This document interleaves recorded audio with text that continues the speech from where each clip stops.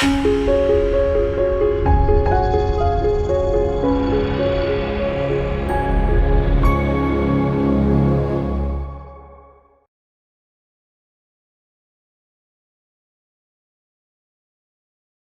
let us move on to a few questions on the creative process itself.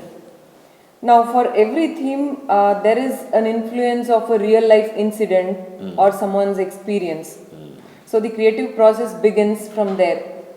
But at what point does this real life incident or experience stop and imagination take over? Also, does this happen while your thoughts are still taking shape or when you take to actual writing? Can you elaborate this? You see, I am only telling you my experience. Something happens in life, maybe something happens in my neighborhood, or I read in a newspaper, or some incidents take place, good or bad. It touches my feelings, and if it continues in my mind, then I think, can it be a theme of a novel? For 2-3 days I think yes, it can be, and then it also takes some shape, then it vanishes, or vanishes or sunk in my consciousness. I forget about it. Later on some day, some other events takes place, and that also becomes, I become enthusiastic at it. This first one I would have forgotten, and I become enthusiastic about it. It also takes some shape. So this way, some 2, 3, 4 incidents take place in my mind, and on one fine day, I realize that all these 4 or 5 events can be linked together or can be woven together, and that theme becomes big enough to give me assurance that it can be the theme of a novel in future. No, so this way a theme develops. If it is sufficiently big, already this is not already, it doesn't mean that it has taken the shape of a novel.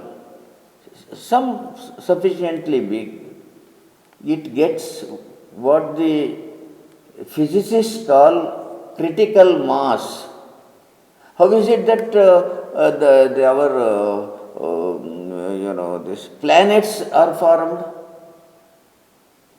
It is only, first it is a small planet, a small piece of matter, and then it attracts, when it gets mass, it gets gravitational power also. So whatever comes near it, it drops it towards itself, and this way it becomes bigger and bigger and bigger. So if I have the theme for a theme which is not yet fully developed comes to my mind, it attracts towards itself whatever comes near it in my experience or in my imagination, etc. Then imagination begins to work, or imagination takes over it, and gradually it develops, and then I develop it in a conscious manner.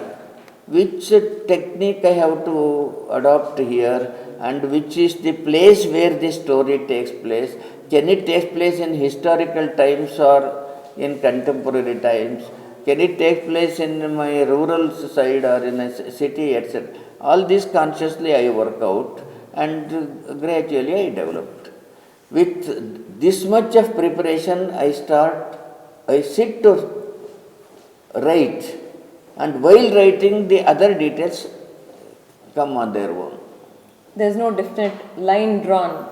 There's no definite boundary. No, there is no definite boundary. Okay. So, artists are basically emotional, and a creative writer is no exception to it. Okay. Artists ಶುರು ಮಾಡಿದ್ದೀವಿ. ಹಾಂ Artists are basically emotional by nature, and a creative writer is no exception. What we have observed in your works is the raw emotions do not appear as is. They churn, they get elevated, and they are always expressed in the form of rasa.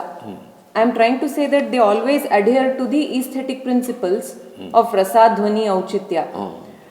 So, how is it that it is possible? Are these principles subservient to rasa, to your imagination? Are these principles subservient to your imagination, or does imagination overtake them at a point? How is the harmony achieved? You see, if the imagination grows subject to creative imagination, you see, among imagination there are so many forms of imagination. You know, daydreaming, it is also imagination. Dream in the midst of sleep, it is also imagination. And wishful thinking is also a form of imagination. Creative writing is also a form of imagination. Here the point is, in the case of all these other things are subjective. That is, wishful thinking. You see, I think if in a lottery I get a crore of rupees, and how do I feel, and what do I do with that money, and so on and so forth. That is wishful thinking. And in the same way, daydreaming also. And during our dream, that is imagination, but very, very strange the experience we get. But in creative imagination, our imagination becomes objectified. It is not my experience, it is the experience of that particular character which I am creating, that particular situation which I have created, and this character behaves in that situation in a particular way. That is objective, etc. But here, if imagination develops in a particular way towards taking a form, that is also important. Towards taking a form, it oozes a kind of emotion that is called rasa. But that is called bhava, not yet rasa. It is called bhava. They are called sanchari bhavas. There are different sanchari bhavas, all of them contributing to our emotion, and that becomes rasa. Therefore, is imagination subservient to rasa, or rasa subservient to imagination? Instead of going to that question, it is better if we understand that if imagination develops, in a creative manner, the result is the rasa. Rasa, okay. Okay. And for imagination, reality is the basis. Huh? For imagination, reality is the basis. No, reality may be the starting point for imagination. Yeah. But it goes above reality, just like an aeroplane runs in the runway, and then it goes up, it goes to the sky. So this way, the starting point or the material of imagination may be our real experience, but just because its basis is real experience, it doesn't mean it is tied down by real experience. Until and unless it becomes a product of creative imagination, it cannot become a literary piece.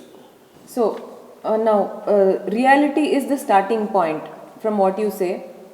You No, have, in general, yes, it is the starting point. But sometimes, even without the basis of reality, an imagination may start in the mind. so how do we explain? For example, you have transcended all the cultural and geographical boundaries, as in a theme occurs to you, you literally go to that place. Now, not necessarily you are influenced by an incident that happened in that place, but you make it a point to visit the place, at least get a understanding of the geography, the culture, the people, etc. But there are esteemed authors who build a case that imagination, works can be written by imagination by merely sitting at their native places. I mean, they don't even step out of their villages or towns and they imagine. So, what is the difference? No, that does not give, You see, one thing is, art is not directly derived from empirical reality, but at the same time, it resembles empirical reality. In order to resemble empirical reality, we should have, we should have the experience of semblance of reality, at least. To give you an example, in Parva, during Virat Parva, there is Gograhana. And in the Gograhana, war takes place between Arjuna and then the Kaurava Sena. And for that, they have, the poets, say Ratha Yuddha.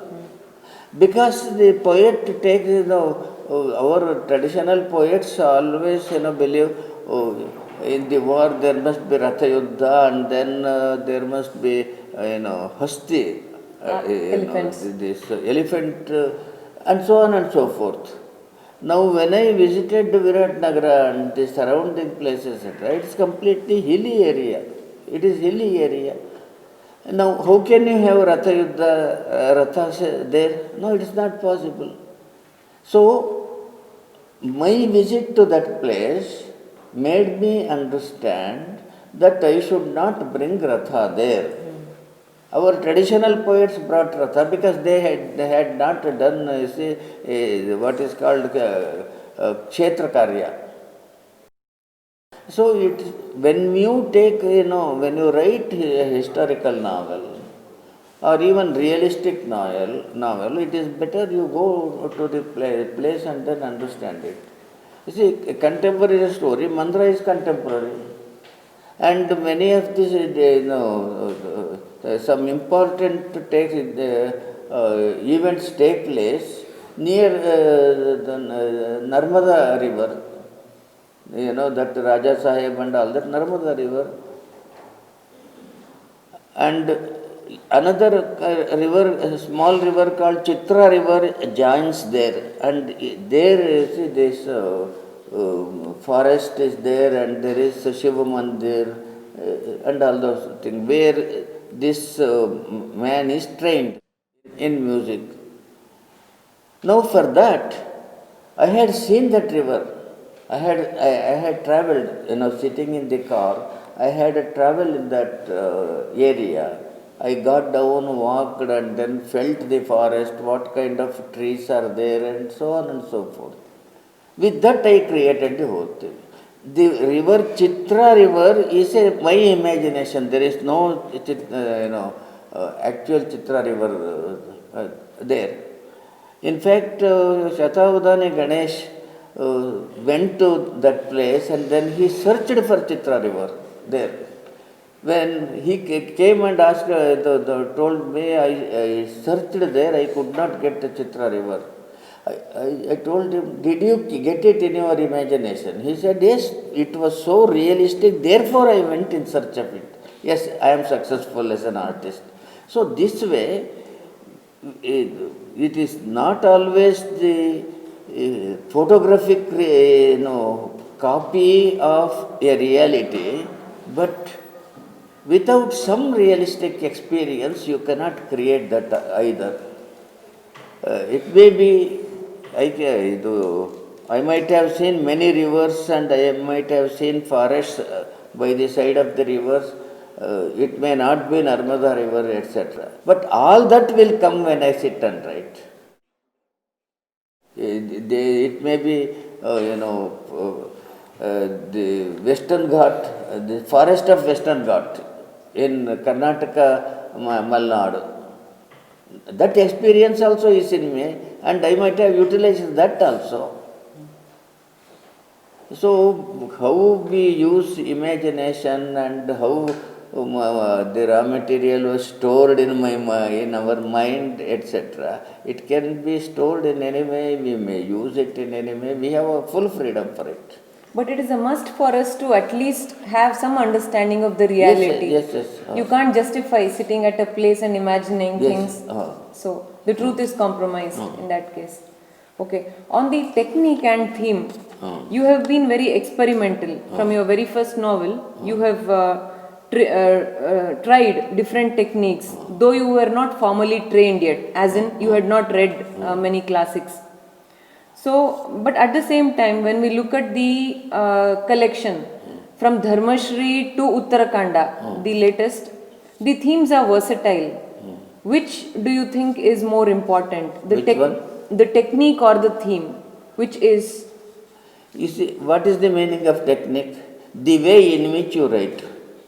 The way in which, why do you adopt a particular way? It is, you can adopt a new plan of your own to write, and that new plan becomes the technique. And there may be some the techniques which are in vogue, used by several writers, and you may adopt that also. So that way, technique is the way of effective abhivakti. That is all the meaning of technique.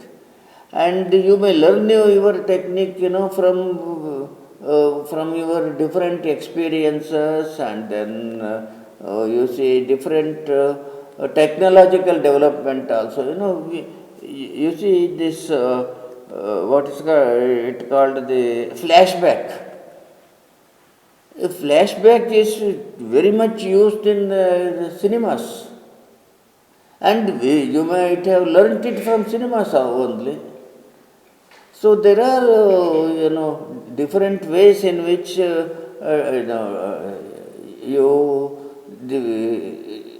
different techniques are flashed in your mind. You can use any technique in order to make effective expressions.